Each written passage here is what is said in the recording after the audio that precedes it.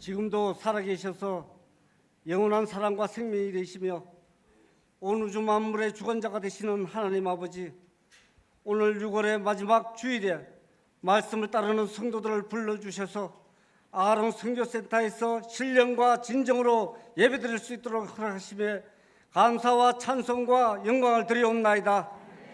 올해 상반기 끝자락에서 불법적의 온갖 방해 속에서도 우리의 걸음을 인도해 주시고 보호해 주시고 매주 4번의 정문 기도회를 통하여 기도하게 하시고 하나님의 선하신 손길을 찬양하며 때로는 눈물로 때로는 기쁨으로 구속사의 말씀에 구속사 말씀으로 양육시켜 주시고 연약한 저희를 삶에 또 끊임없이 은혜를 베풀어 주시고 부족한 저희들에게 날마다 구사 말씀으로 믿음을 더해 주셨음을 기억하며 감사드립니다.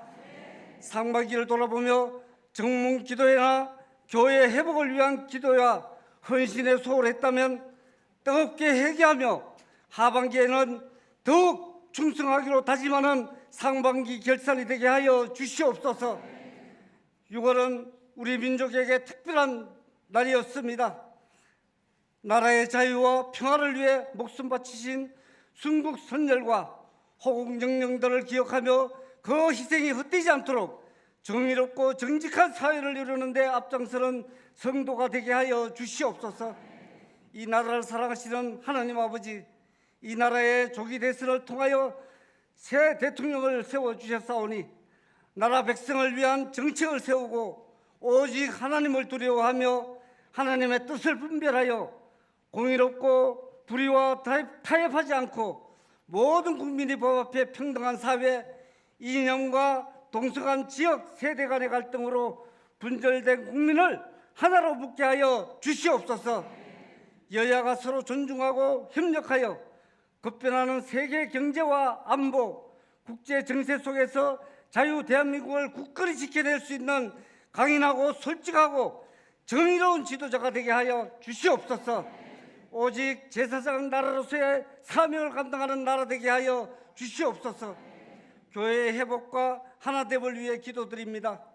교회 분열의 중심에 서서 거짓 선동으로 교회를 무적행으로 끌고 가는 불법적의 행포가 극에 달하고 있습니다.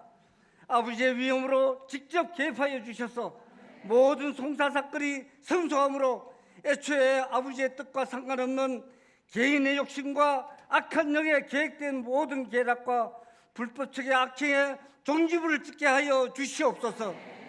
교회의 지금 상황에 힘들고 어렵고 낙심되더라도 항상 말씀으로 이기게 하시고 인내하여 아버지께서 준비하시고 계획하시는 마음에 가장 합당한 그때에 아버지의 방법으로 영광스럽게 교회에 입성시켜 주신다는 것을 믿고 끝까지 기도하며 남는 자가 다 되게 하여 주시옵소서.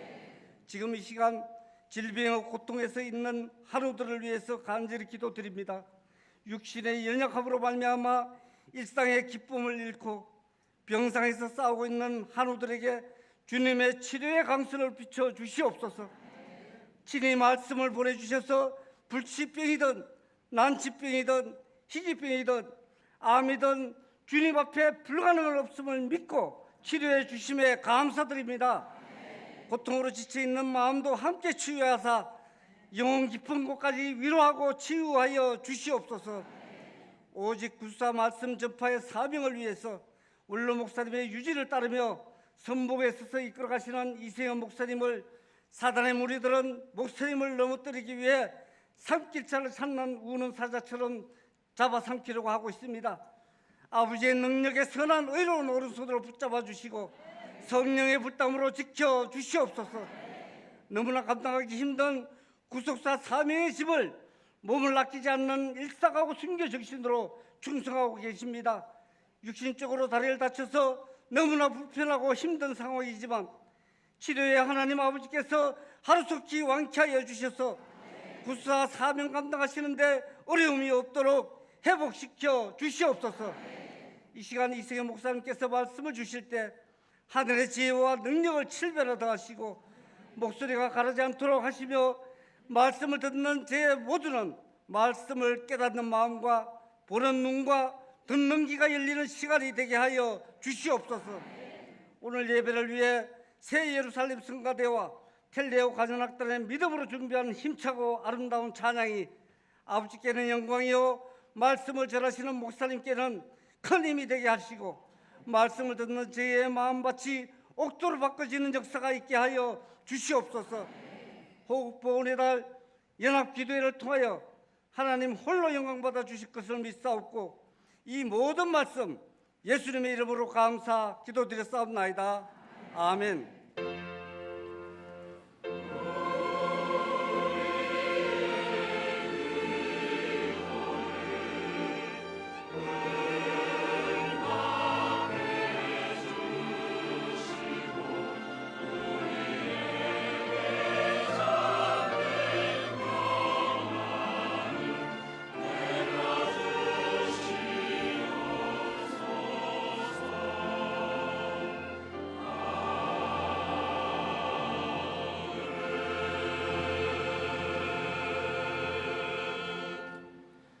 대표기도는 안주환 장로님이 해주셨습니다. 우리 다 같이 일어나셔서 신앙 고백하시겠습니다.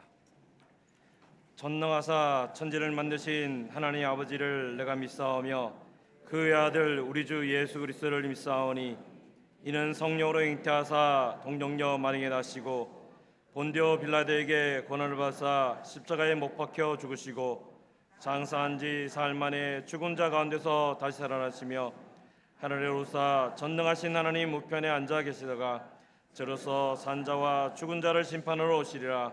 성령을 믿사오며 거룩한 공예와 성도가 서로 교통하는 것과 죄를 사하여 주신 것과 몸이 다시 사는 것과 영원히 사는 것을 믿사옵나이다. 아멘. 은혜 찬송 56장입니다.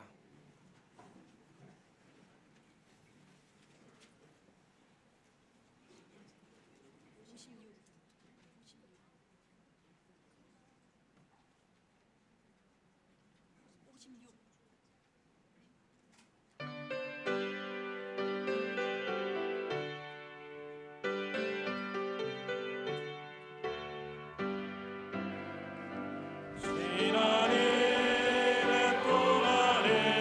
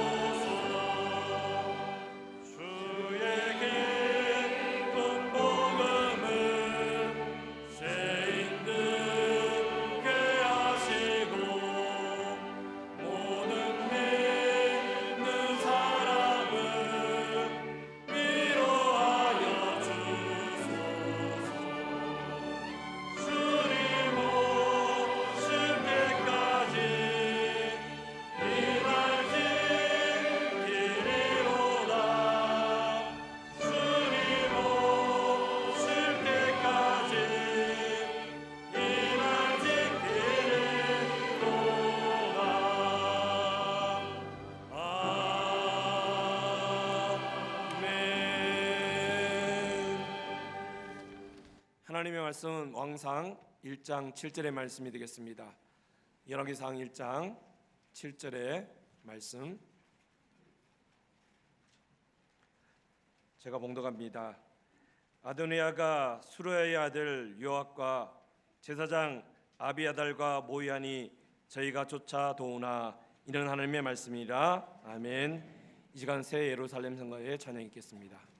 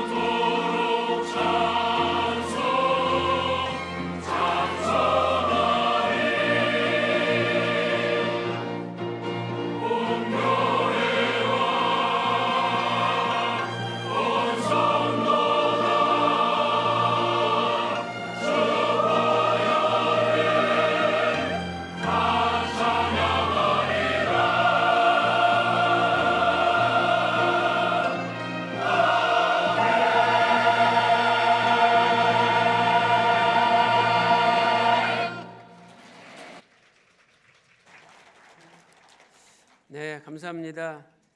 우리 세루살렘 성가대 텔레오 관현악단 참 마음에 큰 울림이 되는 은혜스러운 찬양이었습니다. 이렇게 멋있고 아름답고 은혜스러운 찬양을 들을 수 있다는 게 너무너무 감사합니다. 자, 예수님께서는 우리의 만왕의 왕이 되시고 만주의 주가 되십니다. 믿으십니까? 요한계시록 17장 14절에 예수님께서 만왕의 왕 만주의 주시다. 그래서 그분과 함께 있는 자들은 다 이긴다라고 말씀하고 있습니다. 또한 요한계시록 19장 16절에서도 예수님은 그 옷과 그 다리에 이름을 쓴 것이 있는데 만왕의 왕 만주의 주라고 고백하고 있습니다.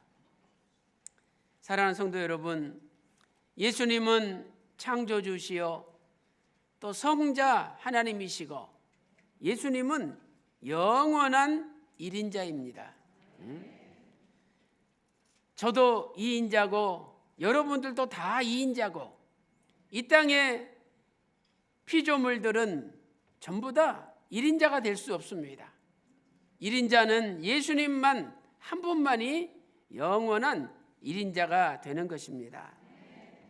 그러므로 우리는 늘 예수님 말씀에 순종하며 예수님께서 이끄시는 대로 살아갈 때에 행복한 인생을 살 수 있습니다. 저는 오늘 요압이라는 인물에 대하여 설교를 하고자 합니다. 이 요압은 다윗 시대의 2인자로 불렸습니다.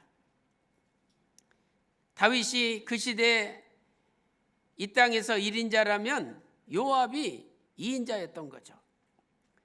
다윗은 이 요압을 비록 군 총사령관으로 사용했지만 자기도 어쩔 때는 어찌할 수 없을 정도로 이 요압의 권세가 막강했습니다. 요압은 다윗 밑에서 큰 권세와 영광을 누렸습니다. 저는 이 요압의 일생을 통해서 우리도 예수님 다음에 다 피조물 2인자들인데 우리가 어떻게 예수님을 섬겨야 되는지 교훈을 삼고자 합니다. 요압은 마지막에는 너무나 비참하게 최후 죽음을 맞이하고 말았습니다. 참 불행한 2인자가 된 거죠. 오늘 저와 여러분은 예수님 앞에 불행한 2인자가 아니라 행복한 2인자, 성공적인 2인자들이 되시기를 소망합니다. 첫째로 요압은 다윗에게 묻지도 않고 아브넬을 죽였습니다. 다윗이 헤브론에서 7년 6개월 동안 통치하였습니다. 그 연대로 계산해 보면 주전 1010년경부터 주전 1003년까지 주전 1010년부터 1003년까지 약 7년 6개월 동안 헤브론에서 유다 지파의 왕으로 다스렸던 것입니다. 이 헤브론 통치가 끝나갈 무렵에 아브넬이란 사람이 다윗을 찾아왔습니다. 그 찾아온 이유가 무엇일까요? 그 당시에 나라는 다윗을 왕으로 모시고 있는 유다 지파 중심의 나라가 있었고 또 나머지 11지파는 이스보셋을 왕으로 모시고 11지파가 중심되어 나라를 이끌고 있었습니다. 다윗 나라의 2인자는 요압이죠. 그러나 이스보셋 나라의 2인자는 아브넬이에요. 그런데 아브넬이 이스보셋과 아주 심하게 다퉜습니다. 실은 이 아브넬은 이스보셋의 삼촌이에요.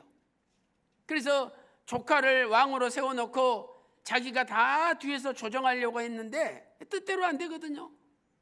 조카하고 심하게 다퉜습니다.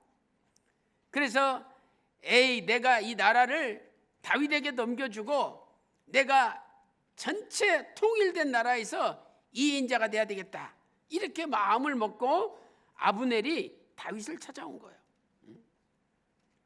왕이시여, 내가 이 11지파 나라를 다 다윗 왕 당신께 넘기겠습니다. 다윗은 얼마나 좋습니까? 그래서 잔치를 베풀고 아주 극진히 대접해서 아브넬을 돌려보낸 거죠. 자, 사무엘하 3장 21절 말씀 보세요. 아브넬이 다윗에게 고하여 온 이스라엘 무리를 내 주 왕 앞에 모아서 언약을 하게 하고 마음에 원하시는 대로 모든 것을 다윗 왕 당신이 다스리게 하리이다, 이렇게 제안을 했던 겁니다. 이에 다윗이 아브넬을 평안히 보냈던 것이죠. 그런데 마침 그때 다윗 나라의 2인자인 요압이 전쟁터에서 돌아오다가 그 소식을 들은 거예요. 요압 장군, 큰일 났습니다. 저 원수 나라 2인자인 아브넬이 다윗 왕을 찾아왔습니다. 그 어떻게 됐냐? 예, 다윗 왕이 잔치를 베풀고 극진히 대접해서 평안히 돌려보냈습니다. 아무래도 요압 장군 자리가 좀 흔들릴 것 같습니다. 그런 이야기를 듣는다면 얼마나 기분이 나쁘겠어요. 그래서 이 요압이 다윗 왕을 찾아갔습니다. 왕이시여, 어떻게 저 원수 아브넬을 그냥 살려가지고 돌려보냈습니까? 지발로 굴러 들어왔는데. 저놈은요 필시 우리나라를 정탐하기 위해서 온 겁니다. 그래서 빠르고 화를 내고 대궐에서 나왔어요. 그리고 나서 조용히 부하들을 아브넬한테 보냈습니다. 그런데 사무엘하 3장 24절 보니까 화내는 장면이 나오죠. 요압이 왕에게 나아가 가로되 어찌하심이니까 아브넬이 왕에게 나와왔거늘 어찌하여 저를 보내어 잘 가게 하셨나이까. 그리고는 사자를 보냈습니다. 근데 그 사자는 다윗 왕 몰래 요압이 보낸 거 아니에요. 그런데 그 사자를 마치 왕이 보낸 사자들처럼 꾸민 거예요. 자, 사무엘하 3장 26절 말씀 보세요. 이에 다윗에게 나와 사자들을 보내어, 다윗에게서 나와서 사자들을 보내어 다윗 몰래 보낸 겁니다. 아브넬을 쫓아가게 하였더니 시라 우물가에서 저를 데리고 돌아왔으나 다윗은 알지 못하였더라. 다윗 몰래 한 거 아닙니까? 여러분, 이 사자라는 단어는요 히브리어로 말아크라는 단어예요. 말아크. 근데 이 말아크라는 히브리어는 왕이 보낸 사신들을 가리키는 단어예요. 그러니까 아브넬로 하여금 왕이 다윗 왕이 나를 또 부르는구나 이렇게 착각하게끔 만든 거예요. 그래가지고 아브넬은 다윗 왕이 또 급히 나를 찾는다 그러니까 돌아온 거죠. 헤브론으로 돌아온 거예요. 그때 요압이 내가 아주 기니 할 말이 있다고 성문으로 좀 들어가시자고. 그래가지고 성문으로 들어온 무방비 상태로 있는 아브넬을 칼로 탁 배를 찔러가지고 죽인 거예요. 그런데 성경을 자세히 보면은 그 배라는 단어가 이 히브리어로 호메쉬라는 단어예요. 호메쉬. 이것은 사람의 갈비뼈 중에서도 5번째 갈비뼈를 가리킵니다. 그런데 과거에 아브넬이 요압 장군의 동생 아사엘을 칼로 찔러 죽였는데 호메시 그 갈비뼈 5번째 자리를 찔러 죽인 거예요. 그러니까 네 놈이 내 동생 갈비뼈 5번째 찔러 죽였지, 너도 거기 찔러 죽일 거야. 그래가지고 똑같은 자리로 요압을 찔러가지고 죽인 겁니다. 자, 사무엘하 3장 27절 말씀 한번 보세요. 아브넬이 헤브론으로 돌아오매 요압이 더불어 종용이 말하는 듯이 저를 데리고 성문으로 들어가서 거기서 배를 찔러 죽이니 이는 자기의 동생 아사엘의 피를 인함이더라. 겉으로 볼 때는 동생에 대한 복수로 아브넬을 죽인 것처럼 보이죠. 그러나 그 복수심도 있었지만 그 이면에는 이 요압이 야 이거 나라가 통일되면 저 아브넬이 2인자가 되고 나는 이거 낙동강 오리알처럼 쫓겨나겠구나, 이 생각을 해서 저놈은 아예 초장에 없애는 게 나아. 그래가지고 동생 복수도 할 겸 해가지고 동생이 죽은 그 자리, 호메시 그 자리를 그대로 찔러가지고 아브넬을 죽인 거예요. 휘선 박아브람 목사님께서는 구속사 시리즈 제3권 영원히 꺼지지 않는 언약의 등불 365페이지에서 이렇게 말씀하고 있습니다. 요압이 정령이 말하려는 듯이 아브넬을 데리고 성문으로 들어가서 아브넬의 배를 찔러 죽임으로 자기의 동생 아사엘의 피에 대한 복수를 했습니다. 자, 그 다음이 중요하죠. 그 속에는 아브넬이 자기 자리를 차지할지도 모른다는 경계의 심리도 있었을 겁니다. 여러분, 다윗은 아브넬 죽이는 것을 반대했습니다. 그런데 다윗에게 물어보면 보나마나 안 죽일 것 같으니까 다윗에게 묻지도 않고 아브넬을 죽인 거예요. 만약 원로 목사님께서 내가 원로 목사님께 보고를 드리면 분명히 하지 마라 그럴 거다, 그러면 보고 안 하고 싹 해버리잖아요. 그런 사람들이 있어요. 그건 요압과 같은 사람이라는 거예요. 정말 철저하게 순종한다면 어떤 명령이든지 그대로 순종해야 되는 겁니다. 요압은 자신의 이익을 위하여 다윗에게 물어보지도 않고 행동함으로 나라의 통일을 지연시키고 말았습니다. 지금도 교회가 통일돼야 되는데 자신의 이익을 위해서 교회의 통일을 가로막고 있는 사람이 있다면 요압과 같은 사람들입니다. 우리는 요압처럼 행동하지 말고 무슨 일을 하든지 먼저 우리의 영원한 1인자 되시는 하나님께 묻고 응답받고 그대로 순종하는 삶을 살아야 됩니다. 잠언 3장 6절 말씀 보세요. 너는 범사의 그를 인정하라. 그리하면 내 길을 지도하시리라.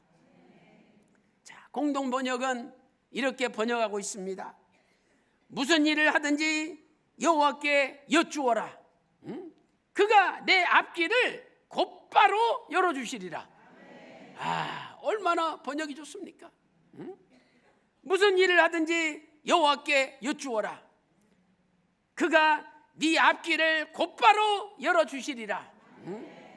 사랑하는 성도 여러분, 오늘도 무슨 일을 하기 전에 하나님께 먼저 묻고 하나님께 응답을 받고 하나님께서 지시하시는 대로 움직임으로 우리의 남은 생에는 영원한 1인자가 되시는 예수님께 영광 돌리는 믿음의 삶을 사시기를 주님의 이름으로 축원합니다. 큰 두 번째로 요압은 다윗의 명령을 거역하고 압살롬을 죽였습니다. 다윗의 명령을 거역하고 압살롬을 죽였습니다. 압살롬이 반역을 일으킨 다음에 다윗은 그래도 아들이기 때문에 압살롬을 죽이지 말라고 요압과 아비새와 이때에게 부탁했습니다. 많은 백성들이 그것을 다 들었습니다. 사무엘하 18장 5절 말씀 보세요. 왕이 요압과 아비새와 이때에게 명하여 가로되 나를 위하여 소년 압살롬을 너그러이 대접하라. 왕이 압살롬을 위하여 모든 군장에게 명령할 때에 백성들이 다 들으니라 분명히 성경은 말씀하고 있습니다. 압살롬은 다윗의 군사들과 전쟁을 하다가 밀려서 패배해서 노새를 타고 도망을 갑니다. 그런데 이 상수리 나무가 있는데 이 압살롬이 머리가요 얼마나 풍성하고 여자들보다 더 길어. 응? 여러분 그 사무엘하 14장 26절을 적어놓으세요. 사무엘하 14장 26절 보면 압살롬의 머리털이 아주 무거웠더라 이렇게 기록돼 있어요. 그런데 그게 얼마나 무거웠냐면 이게 이제 머리가 길면 머리를 깎잖아요. 그러면 보통 사람이 한 500g 무게가 나온다. 그러면 압살롬의 머리 무게는 7배야. 7배. 그러니 얼마나 머리가 풍성한지 몰라. 탁 철렁철렁 이렇게 길어가지고 늘려가지고 탁 다니는데 모든 여자들이 다 흠모할 정도야. 야, 우리나라에 저렇게 미남이 있고 멋있는 사람 있냐? 응? 그런데 그 머리로 노새를 타고 도망가다가 그 머리털이 상소리 나무에 걸려가지고 공중에 대롱대롱 밀린 거예요. 그리고 노새는 그냥 지나가 버리고. 그러니 내가 큰 장점을 가지고 있지만 그 자랑할 게 아니라는 거예요. 잘못하면 그것 때문에 죽는 거예요. 그것 때문에. 압살롬은 자기 머리털 자랑하다가 그 머리털 때문에 죽임을 당했습니다. 어떤 사람이 요압 장군한테 장군, 저지 압살롬이 상소리 나무에 머리털이 걸려가지고 대롱대롱 공중에 매달려 있습니다. 야, 당장 죽이지 왜 안 죽였냐? 아니 다윗 왕이 죽이지 말라 그랬는데 죽이면 됩니까? 응? 오히려 부하가 더 믿음이 있어. 응? 요압이 그러면 내가 직접 가야지. 그래가지고 창 3개를 가지고 가가지고 대롱대롱 매달려 있는 압살롬의 심장을 찔렀습니다. 그리고 부하 10명을 데리고 가서 그 부하 10명이 그냥 압살롬을 잔인하게 쳐 죽였어요. 자, 사무엘하 18장 9절 한번 읽어보겠습니다. 압살롬이 다윗의 신복과 마주치니라. 압살롬이 노새를 탔는데 그 노새가 큰 상소리나무 번성한 가지 아래로 지날 때에 압살롬의 머리털이 그 상소리나무에 걸림에 저가 공중에 달리고 그 탔던 노새는 그 아래로 빠져나간지라. 그래가지고 거기 사무엘하 18장 14절과 15절 말씀 보면 요압과 병기 맡은 자 10명이 압살롬을 죽이고 말았습니다. 분명히 다윗은 제발 나를 생각해서라도 내 아들 압살롬을 죽이지 말라 그렇게 부탁했건만 요압은 왕이 부탁하든지 말든지 저놈은 죽어야 돼. 그리고 압살롬을 죽인 거예요. 그렇다면 왜 요압은 잔인하게 압살롬을 죽였을까요? 이 요압은 권력지향적인 사람입니다. 권력. 왕이고 뭐고 자기 권력이 중요한 거예요. 다윗의 큰아들이 암논인데 암논이 죽었지 않습니까? 압살롬이 죽여가지고. 그래서 압살롬이 저 구슬로 도망을 갔는데 요압 생각에 다윗 다음에 왕이 될 사람은 압살롬밖에 없다. 그래서 내가 압살롬을 모시고 와서 이제 다윗 다음에 왕이 되면 계속 2인자가 돼야지. 이런 생각을 하고 어느 날 두고아의 한 여인을 왕한테 보냈습니다.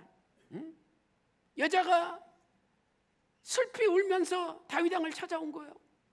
왕이시여, 나한테 아들이 둘 있는데 둘이 싸우다가 한 아들이 죽었습니다. 그런데 동네 사람들이 나머지 한 아들 저거 살인자라고 죽여야 된다고 내놓으라는 겁니다. 내가 어떻게 아들 둘을 다 잃을 수가 있겠습니까? 다윗 왕이 그러면 안 되지. 아무리 살인을 저질렀어도 그래도 걔는 살려야 되지 않냐? 이런 마음을 다윗이 갖게끔 만든 거예요. 근데 실은 그게 압살롬이 암논을 죽였잖아요. 근데 압살롬까지 죽여서는 안 된다는 거지. 압살롬은 그래도 살려야 되지 않냐? 그 메시지를 전한 거예요. 나중에 다윗이 이거 요압이 시킨 거구나. 그 여인한테 물어봤더니 누가 시켰냐? 요압이 시켰습니다. 그래서 요압한테 그러면 압살롬을 데리고 와라. 그래가지고 압살롬이 어머니 나라 그술로 도망가 있었는데 그 그술에 도망가 있었던 압살롬을 누가 데리고 왔느냐? 요압이 데리고 온 거예요. 요압이. 그러니까 요압은 항상 그 다음에 권력을 누가 잡느냐? 항상 그걸 생각을 해. 그래서 다음 권력 잡을 사람 쪽에 줄을 서는 거예요. 줄을 서는 거예요. 자, 사무엘하 14장 21절부터 23절 말씀 보세요. 왕이 요압에게 이르되 내가 이 일을 허락하였으니 가서 압살롬을 데려오라. 그래가지고 23절에 요압이 그술로 가서 압살롬을 데리고 예루살렘으로 왔지 않습니까?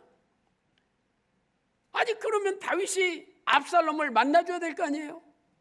그런데 압살롬을 데려오라고 해놓고는 다윗이 얼굴을 보지 않는 거예요.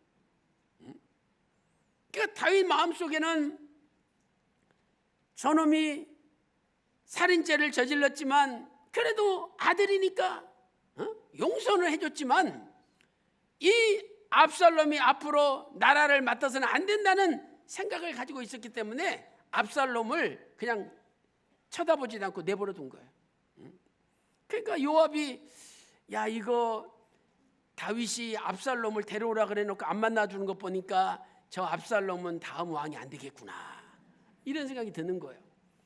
그래가지고 압살롬이 화가 났습니다.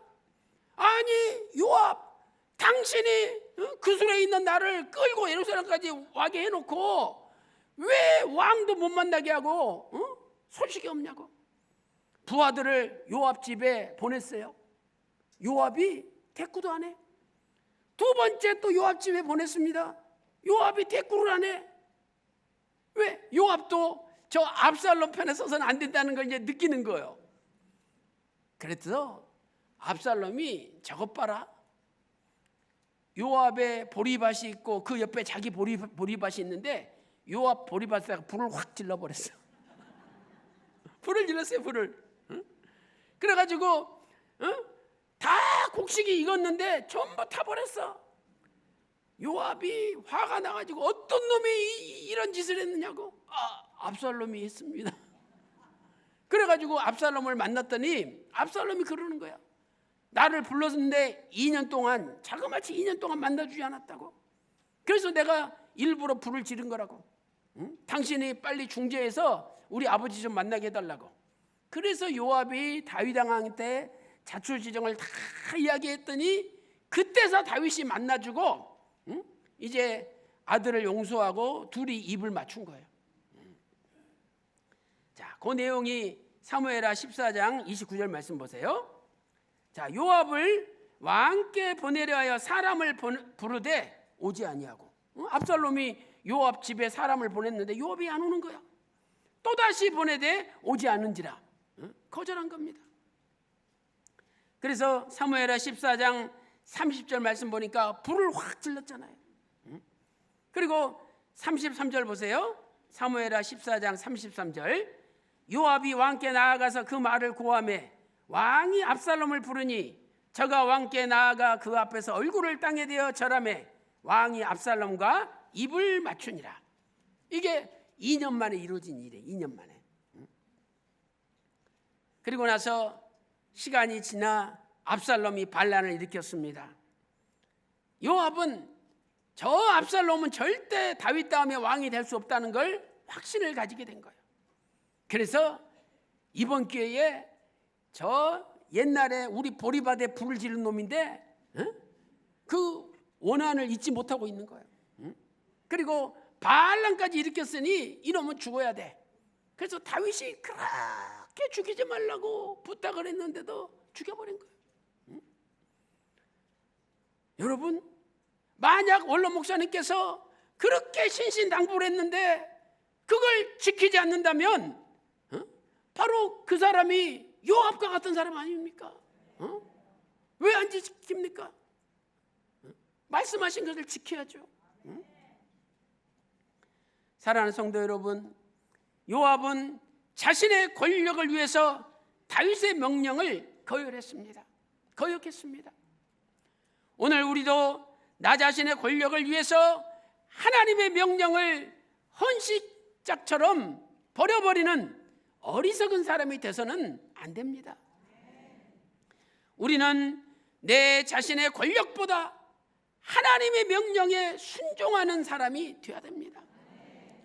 사랑하는 성도 여러분, 오늘도 교회를 불법적으로 점거하고 하나님의 사람 원로 목사님께서 피눈물로 기도하신 성도들, 피눈물로 말씀으로 양육하신 성도들을 내쫓는 것이 하나님의 뜻입니까? 하나님의 뜻을 거역하고 자신의 권력을 위해서 교회를 이용하는 그러한 자들은 요압과 같은 이인자들인 겁니다. 사랑하는 성도 여러분, 오늘 우리도 요압과 같은 자신의 이익을 위해서 하나님의 뜻을 저버리는 자들이 되지 말고, 우리는 어떠한 경우에도 하나님 말씀을 최고로 높이고 하나님 말씀에 절대 순종하는 신령한 이인자들이 다 되시기를 주님의 이름으로 축원합니다. 결론적으로 요압은 하나님의 작정보다 인간적인 야심을 붙잡았습니다. 오늘 우리는 무엇을 붙잡고 살고 있습니까? 우리의 남은 생에는 하나님의 작정하심을 붙들고 살아야 됩니다. 우리의 인간적인 야심을 버려야 됩니다. 말년에 요압은 아도니아를 다윗 다음에 왕으로 세웠습니다. 권력지향적인 사람들은 항상 머릿속에 다음에 누가 왕이 되느냐, 다음에 누가 권력을 잡느냐, 이것만 머릿속에 생각하고 있는 겁니다. 이제 암논도 죽었습니다. 압살롬도 죽었습니다. 남은 아들 중에 제일 똑똑한 아들이 아도니아입니다. 그래서 요압은 이제 아도니아가 왕이 되겠구나. 그래서 제사장 아비아달과 합세를 해서 아도니아를 왕으로 세웠던 겁니다. 오늘 본문 열왕기상 1장 7절 말씀 보세요. 아도니아가 수르야의 아들 요압과 제사장 아비아달과 모이하니, 그래서 아도니아를 왕으로 세우고 아도니아 왕 만세하고 외쳤던 겁니다. 그러나 아도니아가 왕이 되는 것은 하나님의 작정이 아니었습니다. 하나님의 작정은 다윗이 다음에 솔로몬이 왕이 되는 것이 하나님의 뜻이었어요. 성도 여러분, 언제 다윗에게 네 다음에 아들이 누가 왕이 되느냐 알려줬습니까? 솔로몬이 태어나기 전부터 하나님이 알려주신 거예요. 태어나기 전부터. 그러니까 이미 솔로몬이 태어나기 전부터 하나님은 다윗 다음에 왕은 솔로몬이라고 정해놓은 겁니다. 아무리 인간들이 자신의 머리를 굴리고 권력을 키우고 사람들을 동원해서 하나님의 뜻을 거역한다 할지라도 절대로 성공하지 못합니다. 결국은 하나님께서 만세 전에 작정하신 대로 진행되게 되어 있는 겁니다. 역대상 22장 9절 말씀 보세요. 다윗에게 말씀하십니다. 한 아들이 네게서 나리니, 아직 안 태어났잖아요. 나리니 그랬으니까 아직 안 태어났어요. 저는 평강의 사람이라 내가 저로 사면 모든 대적에게서 평강하게 하리라. 그 이름은 솔로몬이라. 태어나기 전에 아들 이름도 알려주고, 그리고 내가 저의 생전에 평안과 안정을 이스라엘에게 줄 것임이라. 이스라엘의 왕이 될 사람은 솔로몬이라고 알려준 겁니다. 그런데 요압은 이러한 하나님의 언약, 하나님의 작정하심을 붙들지 않고 인간적인 야심을 붙잡고 마지막에는 다윗을 대적하였습니다. 본색이 드러나는 겁니다. 자, 여러분 보세요. 처음에는 다윗에게 물어보지도 않고 아브넬을 죽였습니다. 두 번째는 다윗이 죽이지 말라 그랬는데 압살롬을 죽였습니다. 세 번째는 아예 다윗에게 대적을 하고 다윗이 세운 솔로몬을 왕으로 세우는 것이 아니라 아도니아 편이 되어서 아도니아를 왕으로 세웠습니다. 결국 요압은 솔로몬이 왕이 되자 성전 안으로 도망을 가서 성전 제단 뿔을 붙잡았습니다. 성전 안에 제단 뿔을 잡으면 안 죽일 줄 알고. 그런데 분하야가 성전 안에까지 들어가가지고 요압을 끄집어내서 죽였습니다. 열왕기상 2장 34절 말씀 보세요. 여호야다의 아들 분하야가 곧 올라가서 저를 요압을 쳐 죽이매 저가 거친 땅에 있는 자기의 집에 매장되니라. 요압은 한때는 다윗에게 충성하고 또 나라와 민족을 위해서 여러 가지 많은 공도 세웠습니다. 그러나 그 마음속에 늘 권력을 붙들고 권력을 의지하고 살았기 때문에 마지막에는 비참한 종말을 맞이한 것입니다. 사랑하는 성도 여러분, 오늘 우리도 남은 생에 돈을 의지하거나 권력을 의지하거나 나의 지식을 의지하거나 세상을 의지하면서 살지 말고 우리는 끝까지 하나님만 의지하면서 살아야 됩니다. 시편 84편 12절에 하나님을 의지하는 자는 복이 있나이다 말씀하고 있습니다. 나이 드신 분들이 지팡이를 의지하잖아요. 그러면 내가 지팡이를 의지한다는 걸 내 스스로 느끼잖아요. 오늘 저와 여러분이 내가 지팡이를 의지하듯이 진짜 하나님한테 맡기고 하나님 의지하고 있습니까? 하나님을 의지하기만 하면 반드시 복된 인생이 된다는 겁니다. 오늘 또 요압처럼 권력을 의지하며 살아가는 비참한 이인자가 되지 마시고 우리의 남은 생에는 하나님만 의지하며 살아가는 가운데 영원토록 행복한 이인자, 성공적인 이인자로 하나님께 영광 돌리는 저와 여러분의 남은 생에 되시기를 주님의 이름으로 축원합니다. 지금도 살아계셔서 만인간의 생사와 복을 주관하시는 살아계신 우리 아버지 하나님, 저희들이 온전히 하나님만을 의지하며 살아야 되는데 나도 모르게 사람을 의지하고 권력을 의지하고 돈과 명예를 의지하며 살았던 죄를 이 시간 내어놓고 회개하오니 아버지 용서하여 주시옵소서. 이제는 권력을 지향하는 이 인자가 되지 않도록 붙들어 주시고 오직 무슨 일을 하든지 하나님께 묻고 응답받고 하나님 지시대로 움직이는 하나님 기뻐하시는 신령한 이 인자들이 다 될 수 있도록 인도하여 주시옵소서. 하나님 아버지, 우리 조국 대한민국이 너무나 어려운 가운데 있습니다. 아버지 하나님, 이제 미국에서 국방비 부담금을 9배를 올리려고 하고 있사오니 또한 미군 4,500명을 철수하려고 하고 있사오니 하나님께서 막아주시고 우리 대한민국을 하나님께서 지켜주시옵소서.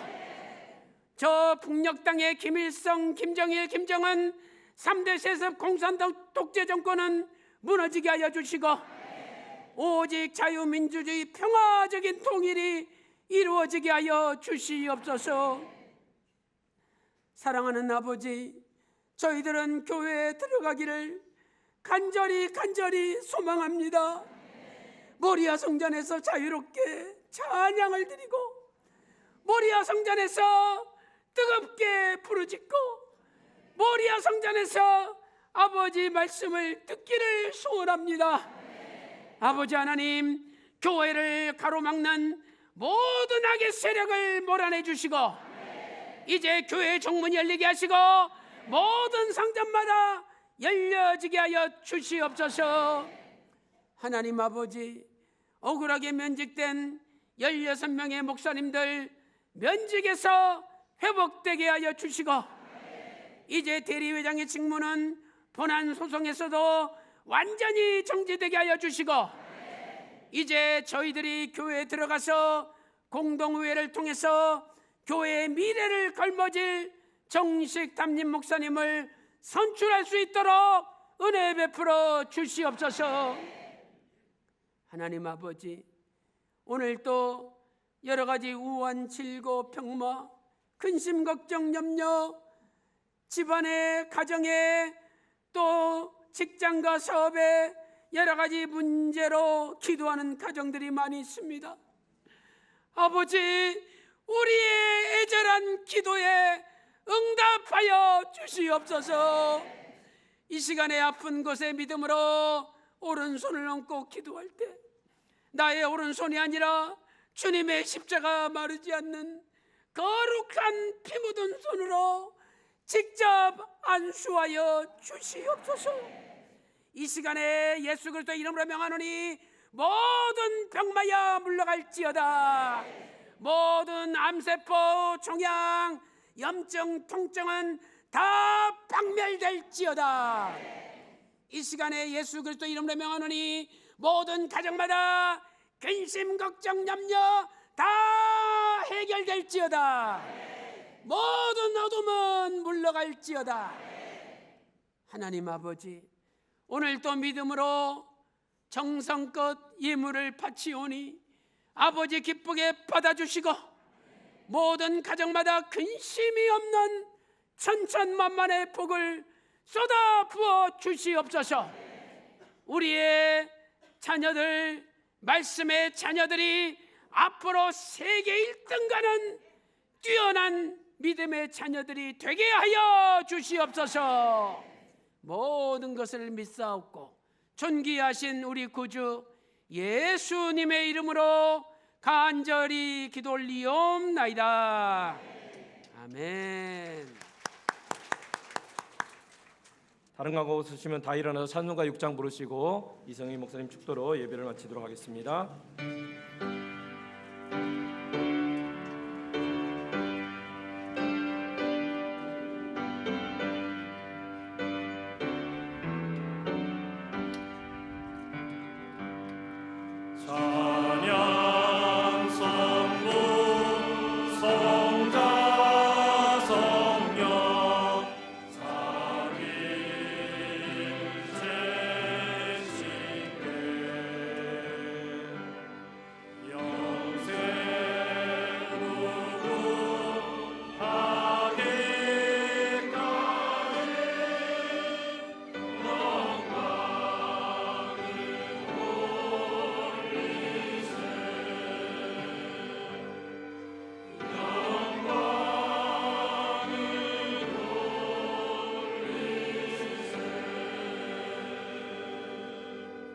지금은 우리 주 예수 그리스도의 은혜와 아버지 하나님의 만극하신 사랑하심과 성령님의 감동 감화 내주 충만 교통하심이 남은 생에 오직 주님의 말씀만 듣고 주님께 기도하며 응답받아 지도하시는 대로 살아가기를 소망하는 모든 성도들 머리 위에, 그들의 가정과 직장과 생업과 교회 위에 이제로부터 영원토록 함께 있을지어다. 아멘.